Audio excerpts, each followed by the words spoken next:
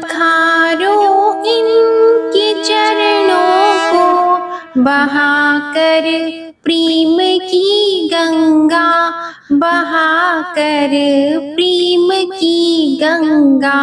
बिछा दो अपनी पलकों को, बिछा दो अपनी पलकों को, मेरी सरकार आई है। सजा दो घर को गुलशन सा, सजा दो घर को गुलशन सा, मेरी सरकार आई है। ओम श्री विष्णवे नमः। मैं हूँ वामिका और आप सभी का हमारे चैनल आध्यात्मिक सागर में हार्दिक अभिनंदन है। आज आप सुनेंगे कार्तिक मास महात्म्य का अध्याय 29।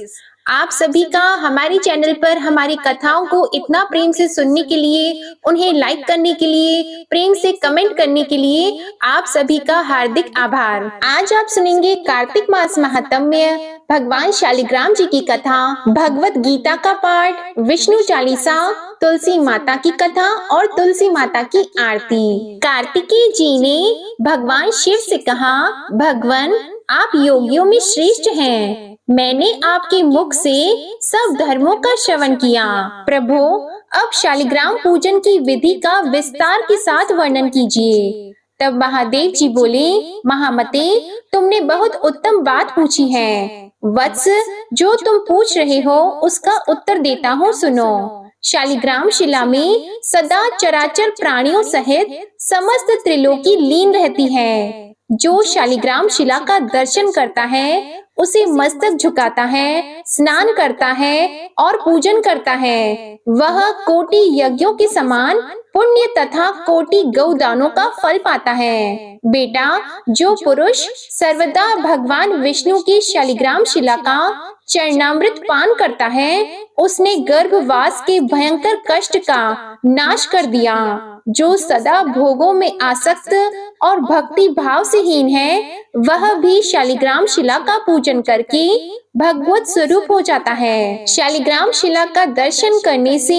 अनेक पाप दूर हो जाते हैं। जो मनुष्य प्रतिदिन शालिग्राम शिला की पूजा करता है, उसे न तो यमराज का भय होता है और न मरने या जन्म लेने का। जिन मनुष्यों ने भक्ति भाव से शालिग्राम को नमस्कार कर लिया, उनको तथा मेरे भक्तों को फिर मनुष्य योनि की प्राप्ति कैसे हो सकती है? वे तो मुक्ति के ही अधिकारी हैं। जो शालिग्राम शिला के अग्रभाग में मेरा पूजन करता है, उसने मानो लगातार 21 युगों तक मेरी पूजा कर ली। जो मेरा भक्त होकर वैष्णव पुरुष का पूजन नहीं करता, वह मुझसे द्वेष रखने वाला है। उसे तब तक के लिए नरक में रहना पड़ता है जब तक कि 14 इंद्रों की आयु समाप्त नहीं हो जाती। जिसके घर में कोई वानप्रस्थी, वैष्णव अथवा सन्यासी 2 घड़ी भी विश्राम करता है, उसके पितामह 8 युगों तक अमृत भोजन करते हैं। शालिग्राम शिला से प्रकट हुए लिंगों का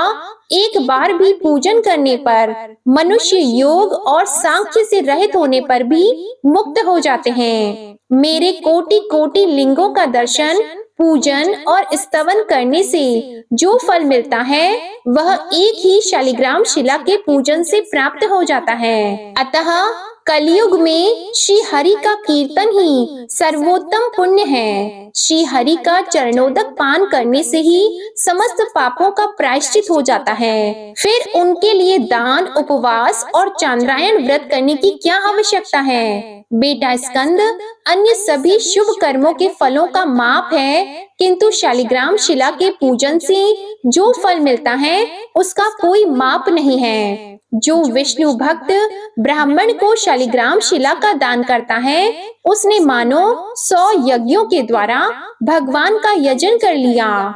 जो शालिग्राम शिला के जल से अपना अभिषेक करता है, उसने संपूर्ण तीर्थों में स्नान कर लिया और समस्त यज्ञों की दीक्षा ले ली। जो प्रतिदिन भक्ति पूर्वक एक एक सेर तिल का दान करता है, वह शालिग्राम शिला के पूजन मात्र से उस फल को प्राप्त कर लेता है। शालिग्राम शिला के अर्पण किया हुआ थोड़ा सा पत्र, पुष्प, फल, जल, मूल और दूर्वा दल भी मेरु पर्वत के समान महान फल देने वाला होता है। जहाँ शालिग्राम शिला होती है, वहाँ भगवान श्री हरि विराजमान रहते हैं। अतः वहाँ उन तीर्थों की अपेक्षा कोटि गुना अधिक पुण्य होता है। शालिग्राम शिला के पूजन में मंत्र, जप, भावना, स्तुति अथवा किसी विशेष प्रकार के आचार का आदर पूर्वक स्वस्तिक का चिन्ह बनाकर मनुष्य अपनी 7 पीढ़ियों को बंधन नहीं है। शालिग्राम शिला के सम्मुख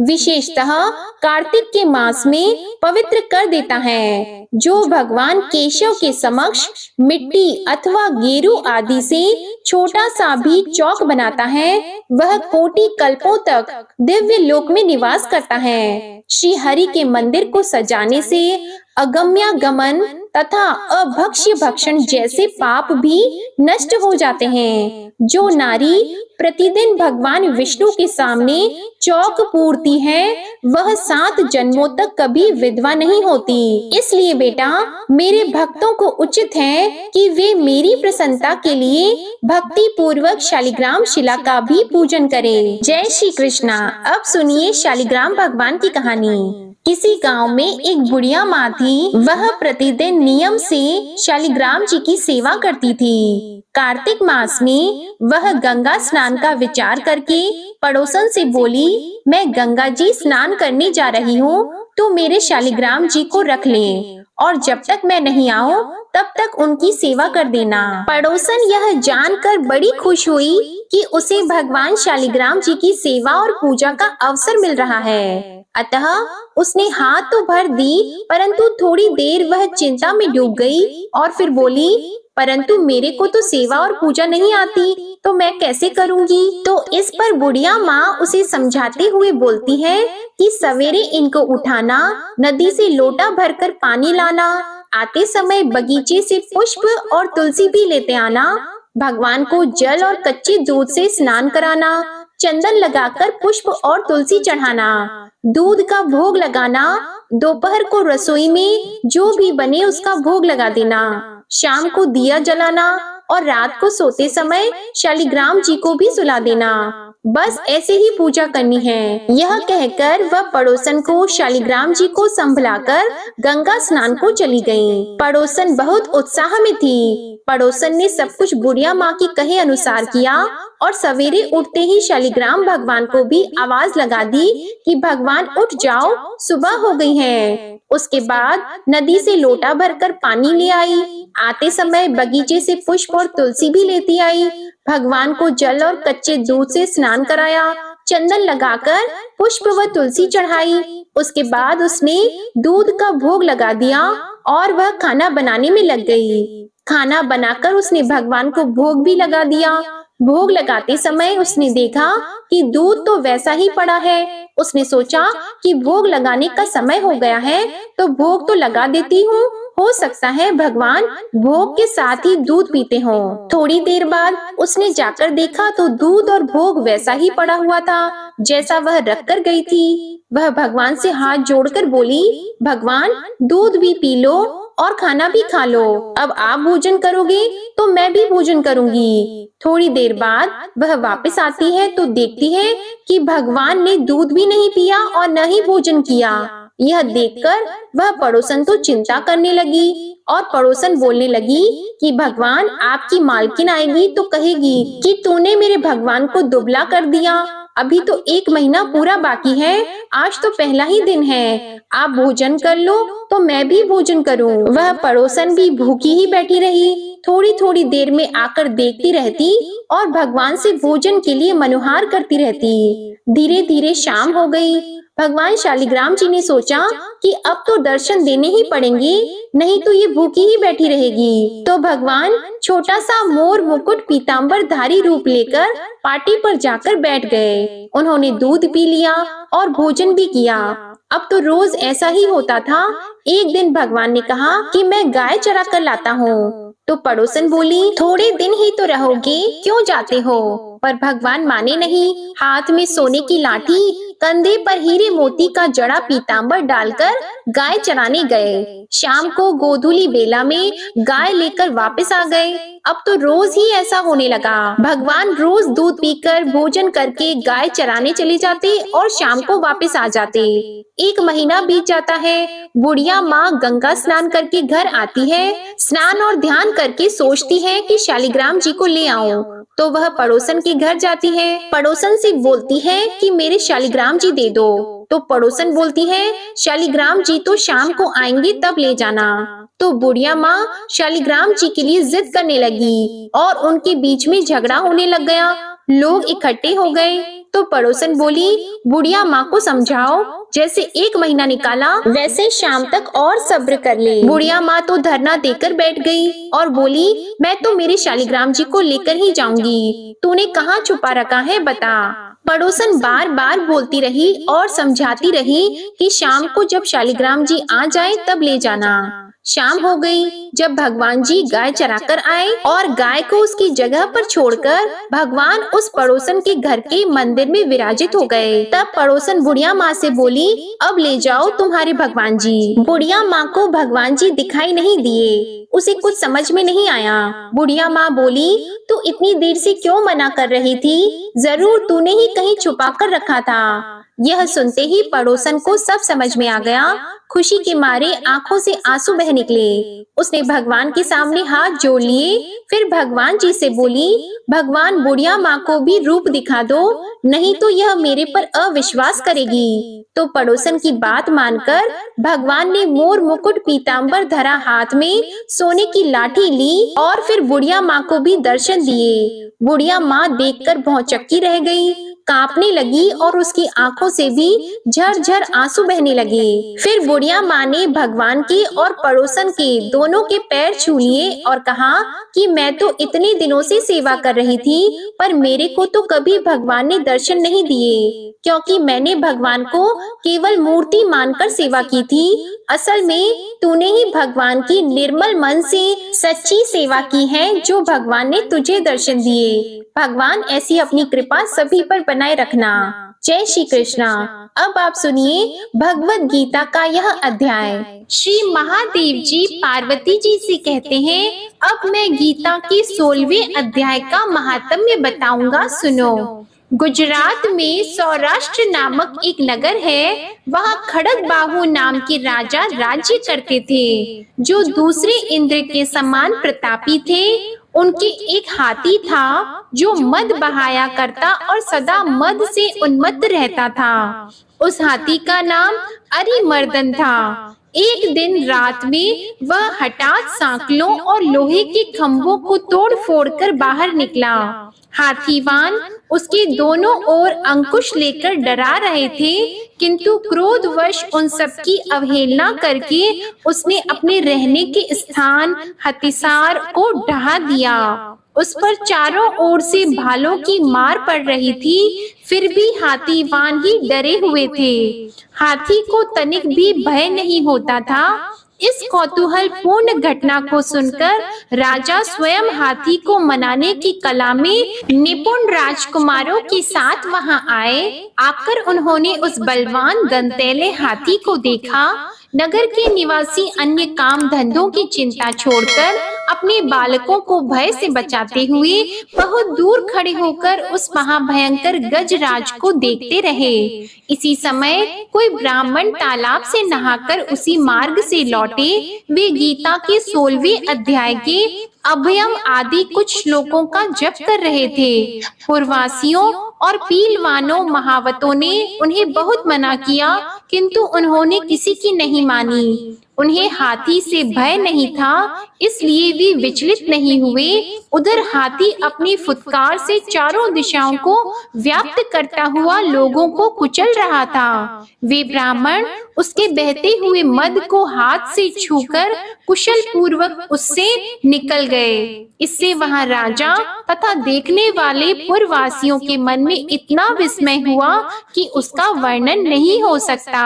राजा के कमल नेत्र चकित हो उठे थे। उन्होंने ब्राह्मण को बुलाकर सवारी से उतरकर उन्हें प्रणाम किया और पूछा, ब्राह्मण, आज आपने यह महान अलौकिक कार्य किया है, क्योंकि इस काल के समान भयंकर गजराज के सामने से आप सकुशल लौट आए हैं। प्रभु, आप किस देवता का पूजन तथा किस मंत्र का जप करते हैं?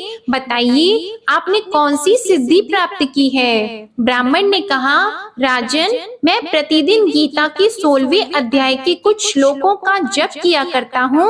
इसी से सारी सिद्धियां प्राप्त हुई हैं। श्री महादेव जी कहते हैं, तब हाथी का कौतूहल देखने की इच्छा छोड़कर राजा ब्राह्मण देवता को साथ लेकर अपने महल में आए। वहां शुभ मुहूर्त देखकर 1,00,000 स्वर्ण मुद्राओं की दक्षिणा देकर उन्होंने ब्राह्मण को संतुष्ट किया और उनसे गीता मंत्र की दीक्षा ली। गीता के 16वें अध्याय के अभयम आदि कुछ श्लोकों का अभ्यास कर लेने के बाद उनके मन में हाथी को छोड़कर उसके कौतूहल को देखने की इच्छा जागृत हुई। फिर तो एक दिन सैनिकों के साथ बाहर निकलकर राजा ने हाथी वाहनों से उसी मत्त गजराज का बंधन खुलवाया।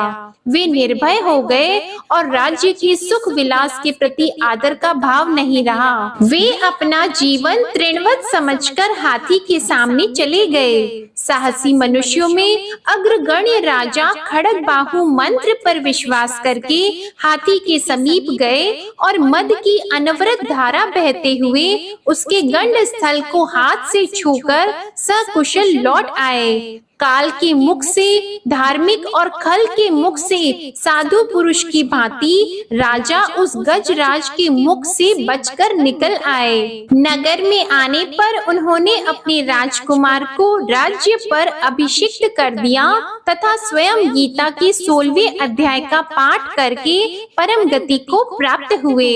अब आप सुनेंगे तुलसी माता की कथा और तुलसी माता की आरती। कार्तिक के महीने में एक बुढ़िया माई तुलसी जी को सींचती थी और कहती थी, हे तुलसी माता, सत की दाता, मैं तेरा बिरला सींचती हूँ। मुझे बहू दे, पीतांबर की धोती दे, मीठा मीठा घास दे, वैकुंठा में वास दे, चटक की चाल दे, पटक की मोत दे, चंदन का काट दे, रानी सा राज दे, दाल भात का भोजन दे, 11 की मौत दे, कृष्ण जी का कंधा दे।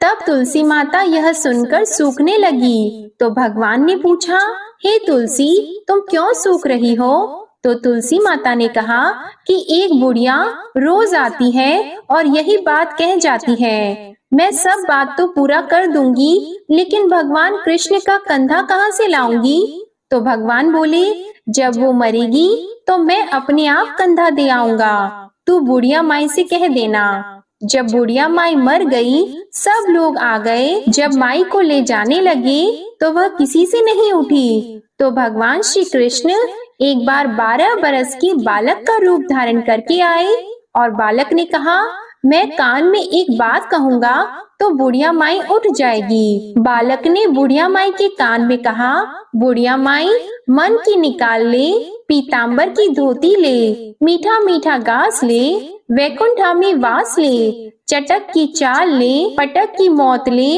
कृष्ण जी का कंधा ले। यह सुनकर बुढ़िया माई हल्की हो गई। तो भगवान श्री कृष्ण ने उन्हें कंधा दिया और बुढ़िया माई को मुक्ति मिल गई। हे तुलसी माता, जैसे बुढ़िया माई को मुक्ति दी वैसे ही सबको देना। प्रेम से बोलिए श्री तुलसी महारानी की जय, भगवान श्री कृष्ण की जय। अब आप सुनिए विष्णु चालीसा का पाठ। विष्णु सुनिए विनय सेवक की चित लाए, कीरत कुछ वर्णन करो दीजिए ज्ञान बताए। नमो विष्णु भगवान खरारी, कष्ट नशावन अखिल बिहारी, प्रबल जगत में शक्ति तुम्हारी, त्रिभुवन फैल रही उजियारी। सुंदर रूप मनोहर सूरत, सरल स्वभाव मोहनी मूरत। तन पर पीतांबर अति सोहत, बैजंती माला मन मोहत। शंख चक्र कर गदा विराजे, देखत दैत्य असुर दल भाजे। सत्य धर्म मद लोभन गाजे, काम क्रोध मद लोभन छाजे। संत भक्त सज्जन मन रंजन, धनुज असुर दुष्टन दल गंजन। सुख उपजाए कष्ट सब भंजन, दोष मिटाय करत जन सज्जन। पाप काट भव सिंधु उतारण, कष्ट नाश कर भक्त उबारण। करत अनेक रूप प्रभु धारण, केवल आप भक्ति के कारण। धरणी धेनु बन तुम ही पुकारा, तब तुम रूप राम का धारा। भार उतार असुर दल मारा, रावण आदिक को संहारा। आप वराह रूप बनाया, हिरण्याक्ष को मार गिराया। धर्मस्य तन सिंधु बनाया, 14 रत्नन को निकलाया। अमिलख असुरन द्वंद मचाया, रूप मोहिनी आप दिखाया। देवों को अमृत पान कराया, असुरन को छवि से बहलाया। कूर्म रूप धर सिंधु मझाया, मंदराचल गिरि तुरत उठाया। शंकर का तुम फंद छुड़ाया, भस्मासुर को रूप दिखाया। वेदन को जब असुर डुबाया, कर प्रबंध उन्हें ढूंढवाया। मोहित बन कर खल ही नचाया, उस ही कर से भस्म कराया। असुर जलंधर अति बलदाई, शंकर से उनकी न लड़ाई। हार पार शिव सकल बनाई, कीन सती से छल खल जाई। सुमिरन कीन तुम्हें शिव रानी, बतलाई सब विपत कहानी। तब तुम बने मुनीश्वर ज्ञानी, वृंदा की सब सुरति भुलानी। देख 3 धनुज शैतानी, वृंदा आए तुम्हें लपटानी। हो स्पर्श धर्म क्षति मानी, हना असुर उर शिव शैतानी। तुमने ध्रुव प्रहलाद उबारे, हिरणाकुश आदिक खल मारे। गणिका और अजामिल तारे, बहुत भक्त भव सिंधु उतारे। हरहु सकल संताप हमारे, कृपा करहु हरि सिरजनहारे। देखहु मैं निज दर्श तुम्हारे, दीप बंधु भक्तन हितकारी। चाहता आपका सेवक दर्शन, करहु दया अपनी मधुसूदन। जानो नहीं योग्य जब पूजन, होय यज्ञ स्तुति अनुमोदन। शील दया संतोष सुलक्षण, विदित नहीं व्रत बोध विलक्षण। करहु आपका किस विधि पूजन, कुमति विलोक होत दुख भीषण। करहु प्रणाम कौन विधि सुमिरन, कौन भांति मैं करहु समर्पण। सुर मुनि करत सदा सेवकाई, हर्षित रहत परम गति पाई।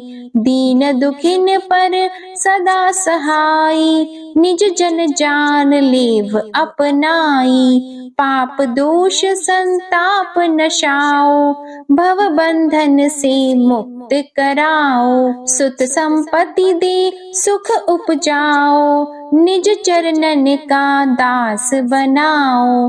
निगम सदा ये विनय सुनावे, पढ़े सुने सो जन सुख पावे। ओम श्री विष्णवे नमः। अब आप सुनिए तुलसी माता की आरती। तुलसी महारानी नमो नमो, हरि की पटरानी नमो नमो।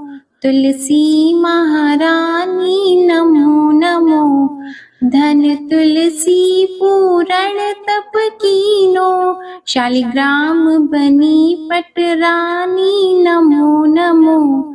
तुलसी महारानी नमो नमो, हरि की पटरानी नमो नमो। जाकी पात्र मंजरी कोमल, श्रीपति कमल चरण लपटानी नमो नमो। तुलसी महारानी नमो नमो, हरि की पटरानी नमो नमो। कौन से महीने बोई रानी तुलसा, कौन से महीने हुई हरियाली नमो नमो। कौन से महीने हुई तेरी पूजा, कौन से महीने हुई पटरानी नमो नमो। तुलसी महारानी नमो नमो, हरि की पटरानी नमो नमो। आषाढ़ मास में बोई रानी तुलसा, सावन मास में हुई हरियाली नमो नमो। तुलसी महारानी नमो नमो। कार्तिक मास में हुई तेरी पूजा, मंगसिर मास में हुई पटरानी नमो नमो। तुलसी महारानी नमो नमो। धूप दीप नैवेद्य आरती, पुष्पन की वर्षा बरसानी नमो नमो। तुलसी महारानी नमो नमो। 56 भोग 3600 व्यंजन, बिन तुलसा हरि एक न मानी नमो नमो। तुलसी महारानी नमो नमो। जो तुलसी को सवेरे गाए, श्री कृष्ण के दर्शन पाए नमो नमो। तुलसी महारानी नमो नमो। जो तुलसी को दोपहर में गाए, खीर खांड का भोग लगाए नमो नमो। तुलसी महारानी नमो नमो। जो तुलसी को सांझ को गाए, श्री कृष्ण की आरती उतारे नमो नमो। तुलसी महारानी नमो नमो। जो तुलसी को रात को गाए, श्री कृष्ण के चरण दबाए नमो नमो। तुलसी महारानी नमो नमो। सभी सखी मैया तेरो यश गावे, भक्ति दान दीजिए महारानी नमो नमो। तुलसी महारानी नमो नमो। तुलसी महारानी नमो नमो, हरि की पटरानी नमो नमो। प्रेम से बोलिए तुलसी माता की जय, लक्ष्मी माता की जय, भगवान विष्णु की जय। आप सभी को आज की कथा पसंद आए तो वीडियो को लाइक करिएगा, शेयर करिएगा, कमेंट में भगवान विष्णु जी, माता लक्ष्मी जी और माता तुलसी जी की जय जरूर लिखिएगा। जय श्री कृष्णा।